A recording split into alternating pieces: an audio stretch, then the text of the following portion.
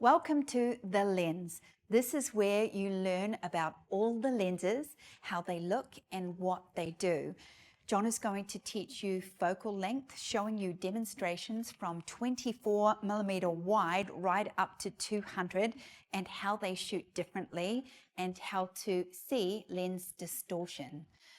Then he's going to teach you all about adjusting light with aperture, how to create wide open apertures with shallow depth of field, and how to shut down your aperture so that everything is in focus. This lesson is going to significantly change the way you photograph.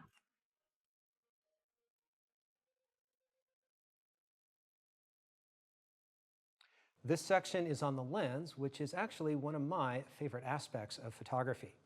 In this first part, we're going to be looking at the focal length of the lens, or the angle of view and what you see through the lens. Now, as you look at a lens that's on your camera or one that you might be interested in buying, you're going to see the focal length listed usually either on the front or right on the side of it. For instance, we have a 24-70 zoom lens as an example here, or a 50mm fixed lens. We have different options in the styles of lenses, but let's first concentrate on what we see through those lenses with the angle of view. Now, traditionally, 50mm has been considered the normal lens for 35mm and now full-frame cameras. And this gives us a reasonable angle of view that's similar to the perspective that we see with our own eyes. Now, for portrait photography, we're often going to want something that's a little bit narrower angle of view, so it's a telephoto lens. Numbers like 85, 105, and 135 are some of the most popular lens focal lengths for portrait photography. Now, you can go well beyond 200, but it's not done very much in portraits. But 200 is a good number if you might be out on the beach, for instance. We can also go with a wider angle lens, for instance, a 35, 24, and lenses, once again, go much wider than this, but it's not something that we would use in most types of portrait photography. Now, the numbers that I have given you here are, of course, for a full-frame camera and lens system. As I know many people out there are not using full frame, which is perfectly fine. On the bottom of the screen, you will see the numbers for the cropped frame sensor. So in that case, a normal lens would be a 35mm lens, and a nice portrait lens might be between, say, 50 and 65mm in focal length. So let's take a look at the types of results you get with these different lenses. First up, let's start with a wide-angle lens. And this is not a lens that I would normally use for a straight portrait, but I might use for an environmental portrait where I'm trying to show a subject in their environment. And so wide angle of view, 74 degrees. This is normally what I would consider a landscape or a travel lens. But if you have a subject and you want to show them in a particular environment, this allows you to show that environment with some wide angle expanse to it. And so it's not something that you go to real frequently in portrait photography, but it's a good tool to have in your toolkit. Now, next up on our journey through the lenses is the 35mm lens. Now, I've always considered this kind of the journalistic or documentary lens. It's great because it's very close to the normal angle of view, but with a little bit of wide angle. So what I said about the 24 is very true here. It's just not quite as wide. And so it's great for environmental portraits, showing a subject in their surroundings, being able to see a bit around them. And so once again, it's not the standard tool that the portrait photographer uses, but it's a valuable one to have in the toolkit. Now we are up to the 50mm lens, which, as I said before, is considered the standard lens because it has a standard perspective to it. The angle of view, it's hard to compare with human eyes because we have two eyes and they move around and we can scan the horizon, but the perspective level is very similar with the 50. And so the 50mm lens is a good choice when you want to shoot something with a very normal, straightforward look to it. I always think of the 50 as a great lens when you have a great subject because you don't need to play any sort of optical games with your subject if they are a great subject to begin with. And so the 50mm lens will lend a very, very natural perspective to your subject. It's also a good lens, especially if you want to show a bit more of your subject, either a full figure subject or just a little bit larger view of your subject where you see more of them. The 50mm lens is a very, very valuable lens to have for the portrait photographer. Perhaps the favorite lens for many photographers is the 85mm lens. This is really considered the traditional favorite for portrait photography. And there's a number of reasons for this. A lot of it has to do with the way it renders the look on a person's face. But there are other things, the distance behind, the distance away from your subject that you are, the shallow depth of field, which is what we'll talk about a little bit later in this lens section here. But it's a very, very nice lens. And you can see with these, we are able to shoot with some very shallow depth of field. You can do full body shots, you can do head shots with this. If you had to pick one lens to do portrait photography with, this is the lens that most people would choose as their one lens. Very closely related to the 85 would be something around 100 or 105 millimeters. It's just a little bit longer. It has a little bit narrower angle of view. It might be good when you're working outside. One of the things that I've found is once you get beyond 85, you start needing to either work outside or have a fairly large studio in which to work because you start becoming a little bit further away from your subject. These lenses can allow you to focus on your subject and have the background a little bit of a nice soft focus on that. You are able to get in with some really nice details with a 100mm lens. Moving up, another step on the ladder here is the 135 lens. And this is something that I think of very much as the outdoor portrait lens. And so if you can go to the park, you go to the beach, you go someplace out in the mountains where you have some room to back up with your subject, you're going to need a little bit more space between you and your subject. But because of the focal length of these lenses, we're going to be able to shoot with very shallow depth of field in many cases. And so you want those eyelashes and the eye in focus, but the other eye a little bit out of focus and the background very much out of focus. It's going to be easy to do with these longer lenses. The other thing that these longer lenses are good for is controlling how much the background is in the frame. And so if you have a fairly small background area that's clean and nice that you want to be a part of the photograph, longer lenses are going to be easier to use because they don't show as much of the background. And so it's really nice when you want to showcase your subject with a simple background. The longest lens that most portrait photographers will need will be something around 200. And once again, I think of this more as an outdoor lens when you have lots of room between you and your subject.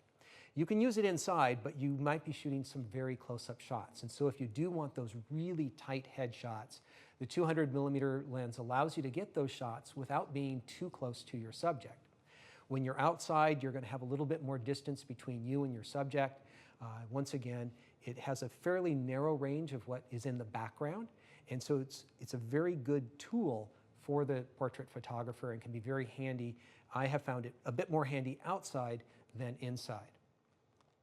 Now let's talk about focal lengths in particular for portraits. I wanted to do some comparisons, and so I've shot a number of photographs to show you what it looks like from one photo to the next. And so in this first case, we're going to start off at 50mm, and when I took the series of photos, had to move forward and back to get this entire series because I'm trying to keep our subject about the same size in the frame. So as we go back to a 35 all the way back to a 24, you can see how much more of the background we can see with our subject. And that is one of the big differences. The subject's not going to look that different in this series, but it is the background that changes as we go to a normal lens and now into a more telephoto lens. And you can see how much less of that background we see when we're shooting with that 200mm lens. And I am much further from my subject here. I forget exactly how far. It's probably 75 feet away from my subject. And then as I went back to the 50mm lens, I was probably 15 to 20 feet away when shooting this. And so one of the reasons why you choose a lens is for how much of the background beyond your subject you want in the photograph.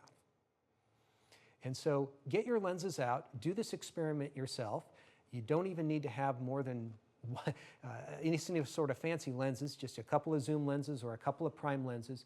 Shoot your subject with different lenses to see what the background and your subject looks like. Focal length also has a very important effect on the human face. So let's take a look at a series of photos taken with different focal lengths where we keep our subject as close to the same size as possible in all the images. So we start off with a 50mm lens, and as we go wide angle, we can see how the face elongates and it looks like they have a much larger nose. Not the typical look that most people want in their portrait photograph. So this is something that we would generally want to avoid. So let's get back up to normal, the 50mm lens. And we're going to move ourselves into the telephoto range, and I've included one extra number here, which is 70mm, because a very popular lens is the 24 to 70mm lens, and I wanted to show what that does, because a lot of people think that you have to have an 85mm lens to shoot a quality portrait image, and I think you can do quite good at 70. There's a very small difference between 70 and 85. So as we go up from 70 to 85, and on up through the telephoto range, you'll notice some subtle changes going on with our model. What's happening is that at the wider focal lengths, because we're closer to the face looks a little bit narrower, and so the face will look a little bit more full with these longer lenses. Now, as we are shooting further away, we can see more of the sides of their cheeks and the sides of their hair and their head, and it makes their face look a little bit fuller. It also makes their eyes look a little bit closer together. So let me go back down to 50, and you can see these subtle changes in here. And so choosing which focal length is best may come into play when you look at your subject and you look at the characteristics of their face. Let's do some side-by-side comparisons so that you can see these a little bit more closely from one to the other. And so here's our ultra, well, it's not quite an ultra wide, it's more just a good solid wide angle 24mm lens versus our 50mm lens. And notice how wide apart those eyes look with the 24mm lens. And that is because we are very close to our subject so that we can fill it with that wide angle. So the 50 compared to the classic traditional portrait lens, the 85, subtle difference, but important. And then we go all the way up to the 200. You'll notice how her eyes almost seem a little bit closer together and a little bit fuller face. We can see a little bit more hair as well in the 200. 105, that slightly longer version of the 85, which is very good. And I think you can get great portraits with a 70mm lens. And so if you do have a 24 to 70mm lens, zoom it out to 70, and that is a great place for doing portraits. And then once again, the 70 to 85 is nearly indistinguishable. If you were shooting professionally, 99.99% of your clients would never know the difference between an 85 and a 70mm lens. And going all the way back down to our 50mm lens. And so this is another good experiment for you to try at home. Find a portrait subject that's willing to work with you for a little bit, because it does take a little bit of careful composition to move forward and shoot with one lens and then back with a different lens. But look at your subject and photograph them with different lenses to get a feel for what they look like at these different distances with the different focal lengths. Now, for some of the camera nerds out there, they will tell you that focal length has no effect on the perspective. It's the distance you are. And to a technical sense, they are correct. All of this perspective difference is due to the fact that you as the photographer are a different distance from your subject. But you have to figure in what lens you need to use to fill the frame to get the crop that you want. And so, in effect, this is because of the lens that you have chosen and where that forces you to stand. And you are getting this effect because you're standing closer and using a wider angle lens, or further away using a more telephoto lens. It's a fun effect to work with, and it's a very powerful tool for the portrait photographer. So when it comes to which recommended lens you should use or buy, there's some different things to think about. The first category is think about your subject, of course. What sort of compression do you want to have on your subject? What sort of point of view do you want to be when you are photographing them? Also, think about the working distance. This is one of the reasons why the 85mm lens is very popular. You're not too close to your subject, and you're not so far away that you need walkie-talkies to explain instructions of what you would want. And so it's a very convenient lens to use. Now, the other reason that you might choose a particular focal length is for the environment around your subject. How much you are wanting to show as far as side to side or top to bottom. Are you trying to do an environmental portrait and showing a subject in their environment? So you'll do that for composition reasons. You'll also do it for depth of field reasons, which is a topic that we have yet to get to, but is coming up very quickly here. And so if you want shallow depth of field, that may force you to use a longer focal length lens, which has shallower depth of field. And so these are reasons why you might choose any particular lens. Now, as I mentioned before, there are two major categories of lenses. There's primes, which is a single focal length lens, like a 50 millimeter or an 85 millimeter lens. And then there are zoom lenses, like the 24 to 70 and 70 to 200, which are some of the most popular focal lengths out there. And they have different attributes about what makes these lenses special. A lot of photographers who are serious about their photography do like primes. They tend to be a little bit sharper, they let in a bit more light, and they tend to be smaller in size than a zoom lens. The zoom lenses, however, are very versatile, obviously, because you don't need to buy all the individual focal lengths, and you can quickly change from one to the other. And so which one do I recommend? Well, it depends on how much you know what you're doing.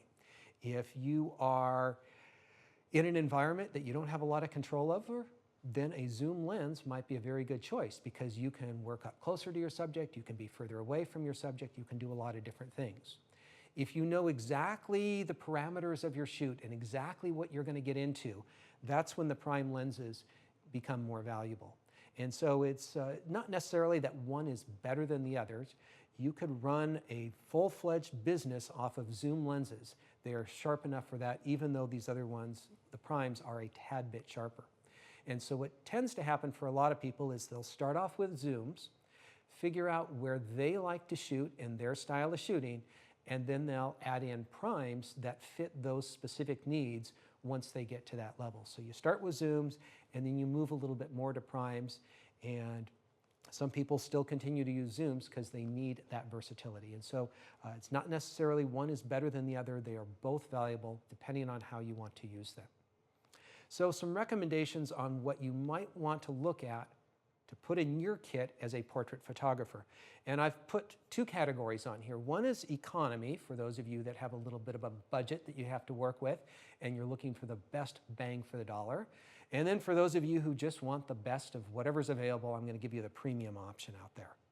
So your standard zoom lens, like a 24 to 70, 2.8 for the premium or f4 for the economy, are going to be good general purpose lenses that are going to be good for a wide variety of general photography, and they're pretty good for portrait photography.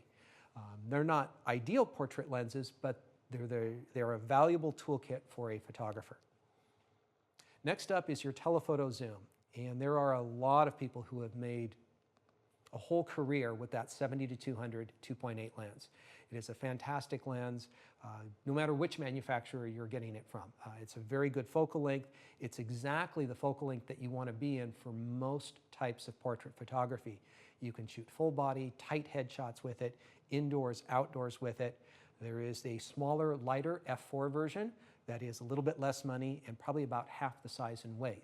And that would be one of the downsides of that telephoto 70 to 200 2.8. It's a heavy lens. If you were going to be holding that, shooting with that for a couple of hours, I don't care how strong you are, you're going to get tired of holding that camera up there. And so it is a pretty big, heavy lens. Next, let's look at some prime lenses. For a normal prime, which is a 50 millimeter lens for full frame cameras, a f1.4 or 1.2 is a very nice lens. It's small in size for the most part and allows you to work under very low light conditions. One of the best bargains in all of photography is the 50 millimeter 1.8 lens. These lenses will sell anywhere from $100 to $250, and you can take fantastic photos with these. As I say, they're a fantastic deal. Next up, your classic portrait focal length around 85. The 85-1.4 is kind of the standard issue for the portrait photographer that likes to shoot with shallow depth of field. One of the best buys is the 85-1.8. It's lighter, it's smaller, they're incredibly sharp, and a very, very valuable tool. As a photographer who's shot portraits for many, many years, the 85-1.8 has been one of my favorite because it's something that I can throw in the bag. It's not that heavy, and I always have a really good portrait lens anytime I want to shoot portraits for not very much weight and not very much size.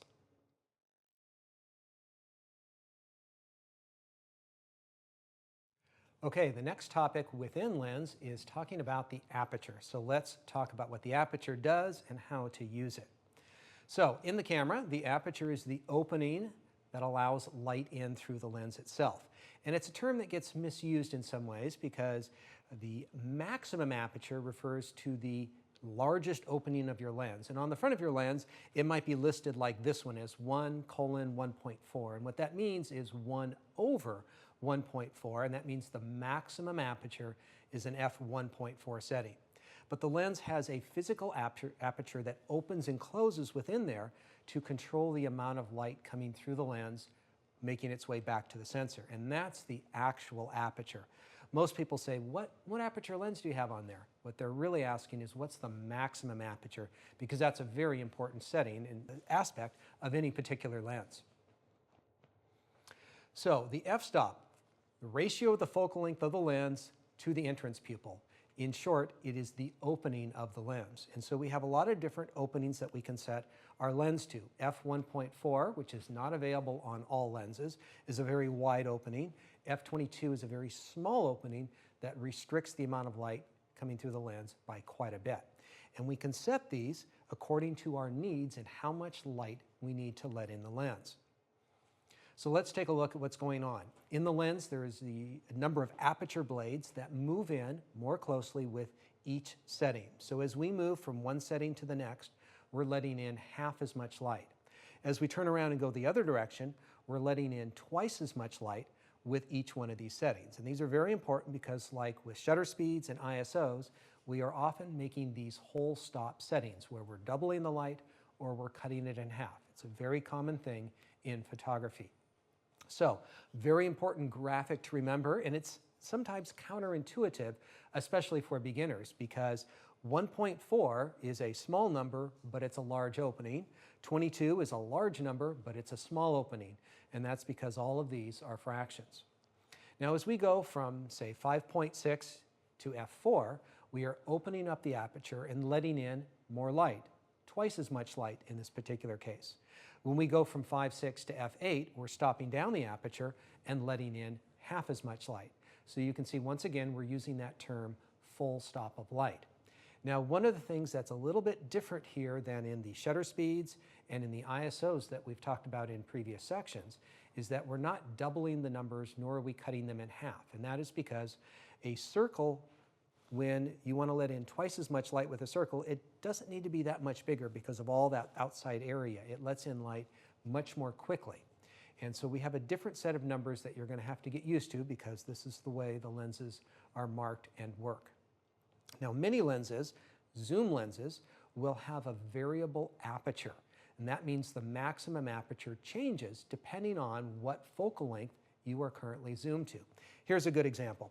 We have a 16 to 80 lens, and the maximum aperture is 2.8 to f4, and that depends on where the zoom is set.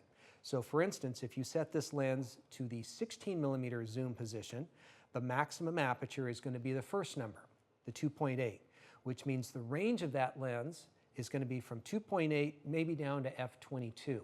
The lenses do not mention what is the smallest aperture. What's much more important to photographers is the maximum aperture.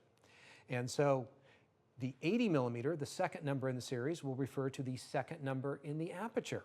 So at 80 millimeters, the maximum aperture is f4, and the smallest aperture might be 22 or 32, or it could be some other number even smaller than that. And so that's a variable aperture lens. I find these lenses convenient because they're small in size usually, but I do like the fixed aperture zoom lenses where they maintain their aperture setting throughout the zoom range. However, those lenses are more expensive and they're larger, and so that's part of the trade-offs that you get in photography. All right, it's time to dive into depth of field because we've controlled aperture for the light, but it also controls the depth of field. So when you change your lens, and let's go ahead and open up our theoretical lens to 1.4 and take a look at the depth of field, or what is in focus for a particular photograph. Now you can see those two little red hash marks over on the right-hand side. They're indicating the front edge and the back edge of what is in focus. And things very far away from that are going to be out of focus. Now, if we change the aperture on the lens, we're stopping the lens down, we are gaining depth of field. Our depth of field is growing. It's not by a lot, by any one adjustment, but it is cumulative and it does add up. And so if we want more depth of field, we're going to stop our lens down to 8, 11, 16, and so forth. And you can see our depth of field growing with each one of these changes until we get to the smallest opening, which allows us the greatest depth of field, in this case, f/22, and we can now see that there is much more in focus. So this is one of the most powerful creative tools that a photographer has, is controlling what is in focus in a particular photograph, and that is controlled by your aperture. So it gets a little confusing because there's a lot of things that are going on with the aperture. It controls the light and it's controlling how much is in focus. But there's one more aspect that you need to know about before you make a decision on which aperture to choose, and that is sharpness. Apertures also affect how sharp your image is. So I've taken a test shot here and I want you to take a look at these for sharpness. I've shot different apertures and I have a crop from the middle of the frame and the corner of the frame to judge on how sharp or not sharp this particular lens is.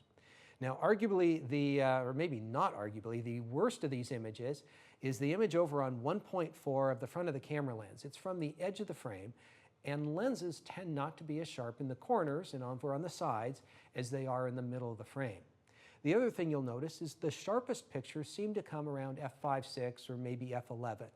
And that is because lenses are sharper in the middle of the range than they are at the extremes. Now, in theory, lenses are supposed to be perfect all across the board. The fact of the matter is, if there are imperfections, they will easily be seen, most easily seen, at the wide open setting like 1.4. As you stop the aperture down and gain more depth of field, this kind of masks any sort of problems that the lens might have. But as it gets down too small, there gets to be a problem called diffraction, where you're forcing light through a very small opening and it deflects and it doesn't go where it's supposed to. So the end result of this is that if you want the sharpest pictures possible, you set the aperture to middle of the range. And what that'll mean for a lens that opens up to 1.4 is the sharpest setting might be 5.6. f/22 would give you the most depth of field, and f/1.4 would give you the most light. So there's a lot of different choices that you need to make when choosing the right aperture. For a more common, maybe zoom lens, the maximum aperture might be f/4, and the sharpest setting on that might be somewhere around f/11. And so if you're just trying to get sharpness, that's going to sway your opinion and decision on where you set the aperture setting for a particular photograph. So let's choose why you are going to choose a specific aperture on your camera. One reason is for technical exposure reasons. You need to let in less light and you need to let in more light. Now, just kind of a quick tip for the future is photographers always want more light, it seems like. And so it's very rare that we have too much light in a particular scenario. It happens, but it's not very common. And so having an aperture that goes down to 1.4 can be very valuable in many situations. Then we get to the aesthetics. Do you want to maximize depth of field where everything is in focus? Or do you want to have shallow depth of field? Or that third option of do you want to maximize the sharpness? When it comes to portrait photography, what happens is we typically don't want to maximize the depth of field in most of the cases. We have a subject that is most important. They might be in an environment that we want to show a little bit of, but we want the focus to be on the subject. And so most portrait photographs are going to be in the faster region, like 1.4, to where we get to the greatest sharpness, maybe f/8, f/11, and very seldom do we go beyond that when shooting portraits. But let's take a look at a bunch of different photographs with different aperture settings and talk about why we would use that setting for that particular photograph. So 1.4 is a popular setting for doing portraits when you want to blur the background out of focus. When you want your viewer's eyes to stay on your subject and have them be the star of your little photograph, then you can blow that background out of focus, and it's like a secondary character in a story. You have your lead character and you have your secondary character. And so the environment, when it becomes blurry, really becomes more of a secondary character.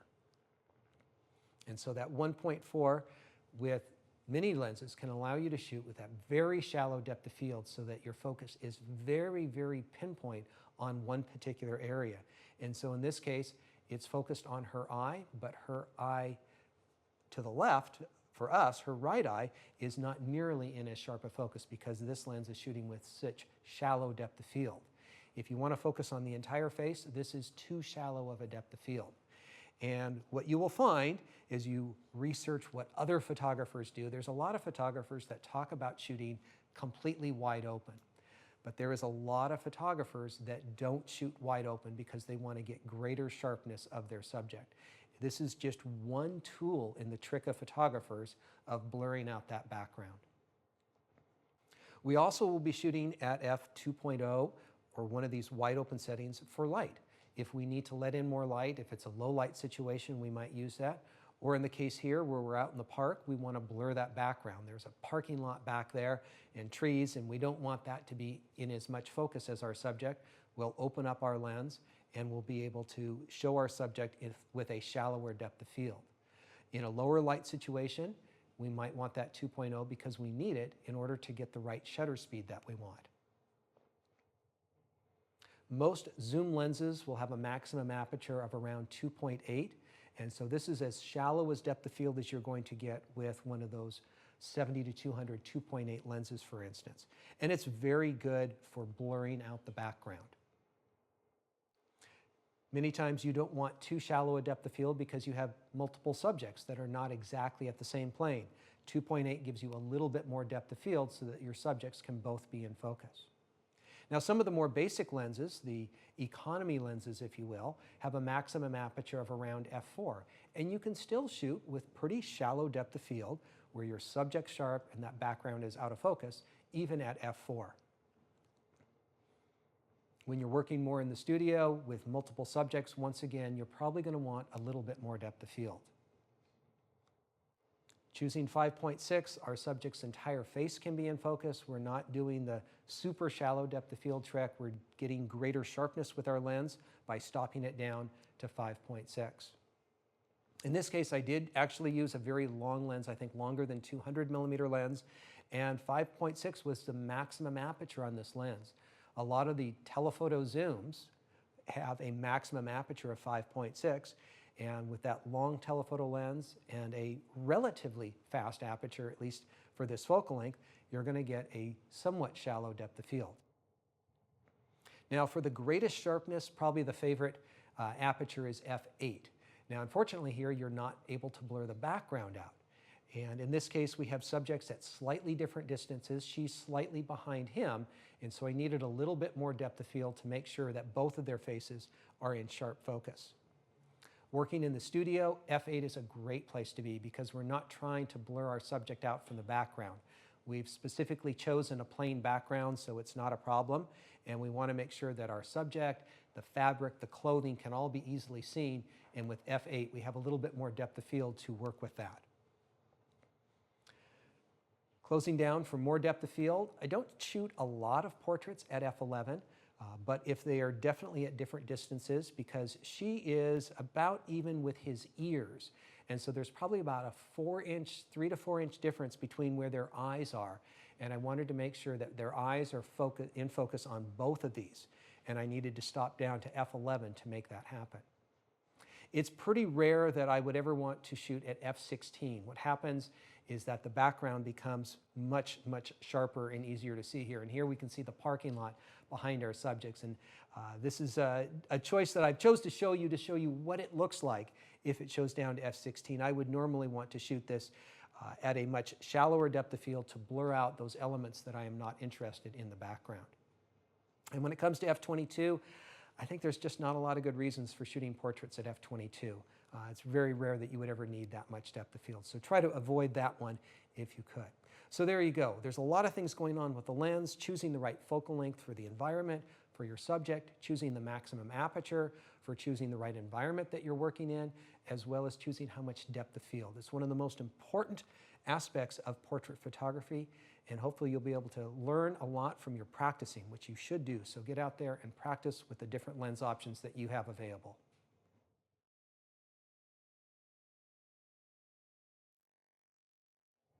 Now that you've learned all about lenses, I'll tell you what I use all the time in the studio. 20 years ago, I built my portrait business with this one single lens. This is the Canon 24-105. It's an f4 lens and it is a zoom. Now, the reason this lens is so versatile is, as you can see, I can shoot at a focal length of 35, a focal length of 50, a focal length of 85, and at full range 105. And I have all of these lens ranges all in one. It did used to hinder me because it is an f4 lens, and I do like to shoot with wide open or shallow apertures. I love 2.8, and I go right down to 1.8 and 1.2, especially when I'm shooting creatively, dances, fine art, or video. Now, they made prime lenses, and this is the 35mm prime. Now, it is the same focal length as when I get to 35 on the 24-105, except for this is an f1.4. So it's going to open up those apertures nice and wide and give me shallow depth of field. This lens is amazing for doing pullback shots, behind the scenes.